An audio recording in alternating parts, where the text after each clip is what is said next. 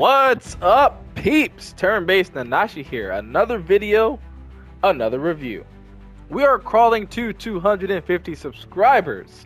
Love you guys. Please subscribe to the channel if you haven't already, and if you have already subbed, thank you and welcome to the review. I appreciate you peeps. Anywho, today we'll be reviewing Redemption Reapers. I actually bought this game the day after it released, just didn't have the time to play it, and I was playing a lot of other games. I swear it's difficult to finish games sometimes because I just have so many I need to play, and there are so many I want to review and talk about on top of wanting to do other videos. Redemption Reapers is a tactical RPG where you lead a mercenary group called the Ashen Hawk Brigade against the dynamic army called the Mort. Explore strategic battles, character development, and a story with a unique cast of characters. This game is playable on PlayStation, PC, and Nintendo Switch. Let's dive into the review.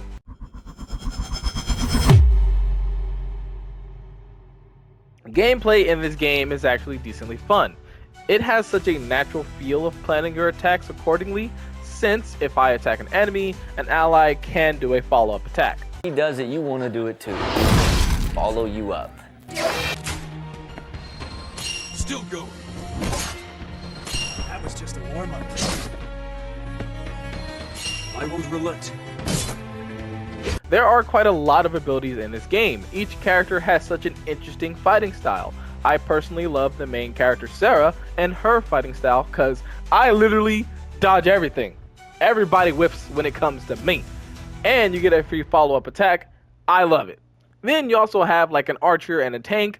During the game, you can really have some fun with how you go about planning these stages. One thing that sucks though is the weapon system. Kinda goes the weapons can get weaker the more you use them type of route. Not a fan of this kind of thing, however the weapons don't break. Every weapon has like a number of how many times you can use it. For example, if it says 15, you got about 15 uses until that number reaches 0. Then that weapon will do significantly less damage. However, the weapon will not break, it will just stay at 0 until you repair it back to 100%. Some can be very pricey to repair.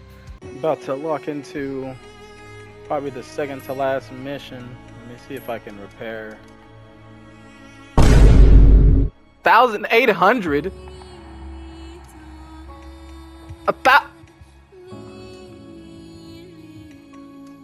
Why is this so expensive? I got like $27. Can I even sell anything? I don't have anything left to sell. Yo, this music is not helping the situation right now. It's like someone literally playing a small violin. Got any spare change, man? Yes, and you ain't getting it. Plenty of diverse enemies in this game to make it fun. Except this one. I got something I need to say to this one right here. God damn. Enough. Why didn't you go for the other guy? Ah. Okay. It is what it is. Be gone. Alright, so let me move him back here. Go down there. I'll put him in the way to just block the path at least. And the archer can go over here. That's fine. Meet you in the mines. Okay. So it should hit my tank, which is fine.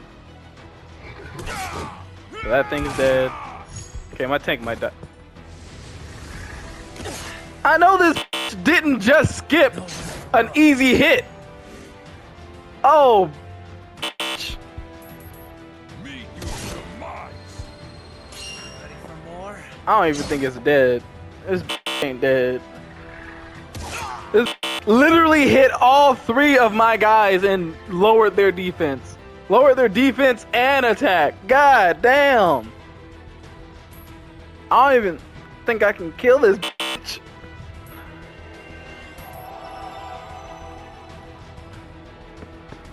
Let me jump it from all 3 sides. No damage?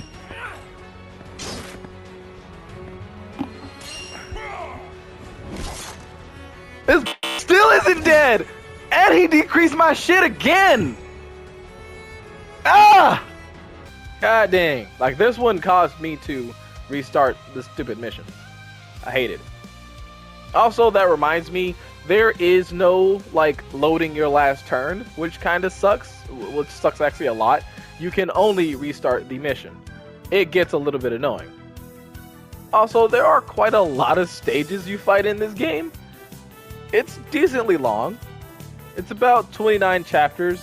I put about 54 hours into this game, but that's because I'm on my second playthrough. I think roughly it takes you about 20-30 hours to play through it once. I did a lot of grinding at a point in time, like I spent hours grinding. So for me, the game took a lot longer to finish than the average, but I love taking my time with games.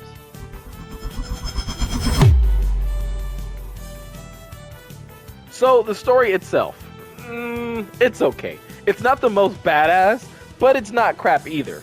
It's not absolute crap either. The progression is decent. See, the beginning to middle is pretty good in my opinion. Your team, the Hawks, is sent on a mission to specific locations to help lessen the amount of enemies, or to lessen the Mort, because there is a giant army trying to kill off the Mort. I was very invested, but the story kind of falls in the last chapters of the game. Everything goes south and the army is absolutely wiped. 3 very interesting looking mofos show up and basically make everything worse. Like, these things were nice, like, compared to the Mort. Like, oh shit. Oh shit. The fuck are those?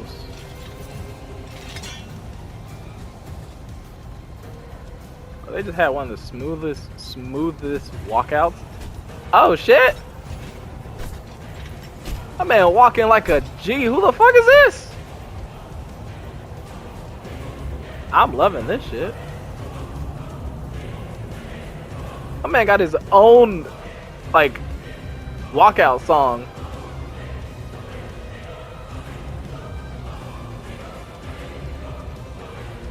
Man, oh hell yeah. Man, hell yeah. Man, hell yeah. It adds a beautiful layer of, like, oh crap, there's more to the Mort than just these mindless beasts that everyone thinks are mindless. There's actual structure in these Mort armies, and I think that was an amazing piece to add to this game. So when these things show up and make everything worse, you pretty much have to leave, and because you just got mollywopped, and find safety elsewhere. From here, the story completely starts falling downhill, in my opinion. Instead of it being a fighting these interesting things and learning more about, like, them and the Mort army, you run to find a safe place to a castle where they all run to find a safe place where you stall for time so that everyone can run and find safety. It's only at the last stage do you finally fight these interesting damn things again, but there's no story around these things. It's like you introduce this awesome thing to open up the story more, but they aren't really used. I mean, this world, right, the Redemption Reapers world, lost a major fighting force, your team, the Ashen Hawks, because they sacrificed themselves so that people can escape. Like, it doesn't land well to let this group sacrifice themselves so that others can escape, because it doesn't shed light on anything. Like, will they actually survive out there without the Hawks? Because the Hawks is how they survived this whole situation. So now that they're gone, you're even more screwed. There is a guy who was in charge of that castle who was apparently a pretty badass and an important guy. Then there's this other, I don't know, general dude who you saved like 3 times. So I think all those people who survived are going to die any damn way. That makes the sacrifice very, very worthless.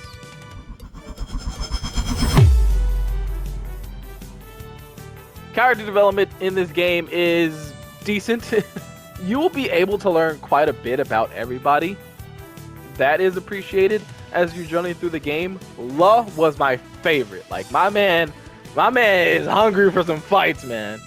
Pretty much everyone had an insane time period in their life where they had to kill off civilians because they're mercenaries and they were just hired to do it, causing them all trauma and whatnot. You'll be able to hear about it from their point of views. Now, this game doesn't have the best character development, but there is some character development. Mostly the group going from just a group of people that fight together to being a group that trusts and fights together. That was a nice thing to see, and I also appreciate how different everyone is.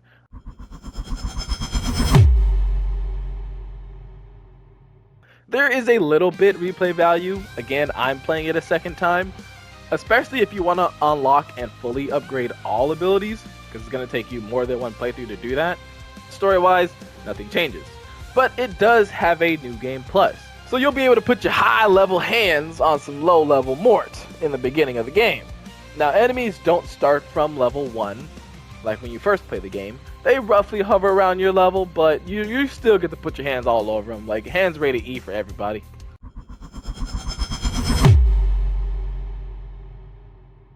Missed opportunities. There are some hardcore missed opportunities, mostly laying in the story. Introducing these damn 3 thingy-majiggers gives that, oh shit, the Mort have structure. They have these guys controlling. Are there more to these guys? Are these the top guys? Are there other ones above them? And for that not to be explored is such a miss. Instead, we're running to safety so we can run to safety so we can let others run to safety. The notion of the story that I got was, it doesn't matter how much you run, everyone is going to die. Because throughout the game, you've just been losing heavy hitter after heavy hitter. Everyone is definitely going to die because all the Hawks are dead. Yeah, you do get to fight and kill those 3 beings, but it's like, was it only those 3? Was that the main of the whole Mort army? But then Morts are still attacking you after you kill them, so obviously there has to be something beyond that. In my opinion, it should have been the direction of fighting back, you know, regrouping and fighting the Mort back, going deeper into the story of humans versus Mort and being on the front lines of this war versus the Mort, instead of being in the background fighting force like in the beginning of the game, which was nice for the beginning of the game. It was fine during that time, but it would have been nice if that whole part of regrouping and fighting the Mort was more explored. I mean, you could have even gotten the same ending, right? Everyone dying, if that's really what you want the ending to be. Everyone could have died after you push the Mort back and, I don't know, maybe fight the actual main army of the Mort to give you a sense of, yes, you sacrificed yourself, but you know that you did a really big hit towards the Mort so that you know the people you saved are going to be fine later on.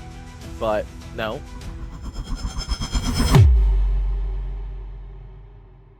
Redemption Reapers is a decent ride. Though the story falls short, the gameplay is solid. Graphics are nice as well. The word decent is the best way to describe this game as a whole, honestly.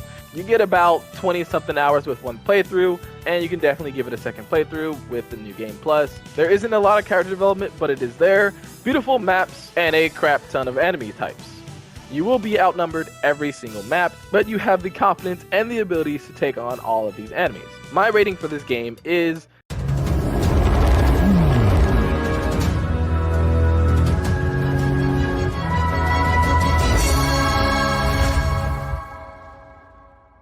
a 6.5. If the story had a better second half to ending, it could have capped out around 7 or 7.5, but 6.5 is where it sits. This game will cost you between $25 to $30. Definitely buy it with a discount. That $20 is the most I'd spend on it. Again, the game is a decent ride. If you enjoyed this video, I have more reviews on this channel, and I have ranked my first 12 completed games. That included Redemption Reapers. Check it out. Give that video a check out. Subscribe if you're new, and if you're already subbed, thank you so much for being here. With that, peace out, peeps.